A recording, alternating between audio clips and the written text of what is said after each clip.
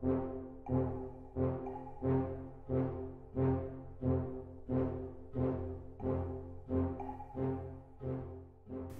what's going on, guys? It's Gothalion, and we're back here in Borderlands 2 to talk about Borderlands, the pre-sequel. Now, over the weekend, it was Gamescom over in Germany, and I noticed a few pretty interesting things about a claptrap demonstration that was shown off on IGN, and I'm gonna put a couple screenshots up on the screen and talk to you about something I'm pretty happy about. Now, in earlier versions, earlier alpha builds, they said this is alpha footage of Borderlands, the pre-sequel. All of the earlier footage we've seen, or at least most of it, has said that on the bottom. This is alpha footage or pre-alpha footage, meaning that all the damage equations really weren't in there. The game really wasn't hitting that polished, complete state, but now that we are kind of getting really close to October, we're getting to the point where Borderlands, the pre-sequel, is more or less getting to where it's done, getting polished, all of the equations are in there, and everything that's going to be in the game is in the game. So I believe that the versions of this game that we see at PAX Gamescom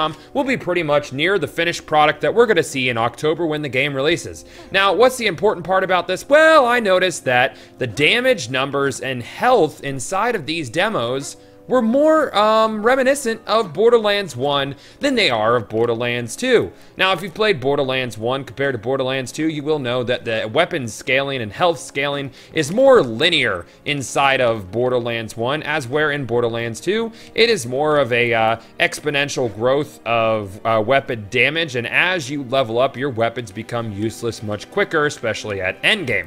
In the demo with Claptrap, we noticed that he was a level 41 Celestial Frag Trap. Now, level 41 is relevant because, as you see right now, I'm level 41 on my Maya. I'm gonna go ahead and turn off my badass rank just so we could say, for demonstrations purposes, we are showing off exactly how things might compare.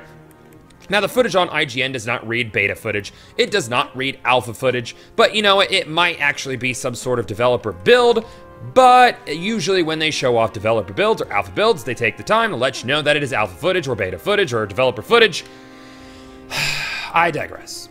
Claptrap in this little demonstration here has 5,225 health. This is relevant. He also has 4,110 shields. This is relevant.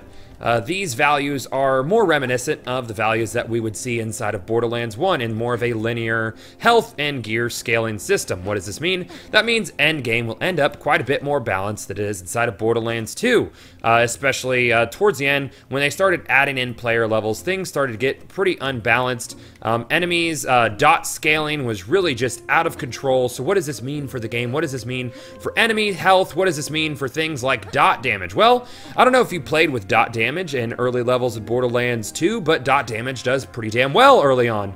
But as enemy health scales and explodes out of control in OP levels, and as the exponential growth of gun damage grows, but dot damage does not get as good as it should, dot damage becomes less and less relevant. But inside of Borderlands 1, where everything is sort of linearly scaled and weapons scale as they should, you notice that things like dot damage, weapon damage doesn't fall off as quickly because linear scaling worked out better inside of Borderlands 1 than it did with the exponential scaling inside of Borderlands 2. The next point I'm going to make is the weapon that the frag trap is firing is doing roughly 494 damage. Let's just assume that this is an on-level weapon because he is fucking up these level 38-ish, 40-ish enemies that he's fighting. So it is not an under-leveled weapon. We'll go ahead and assume that it's a level 41 weapon. So if this level 41 weapon doing white base damage, maybe with no skills active, no badass ranked active, is doing around 494 damage.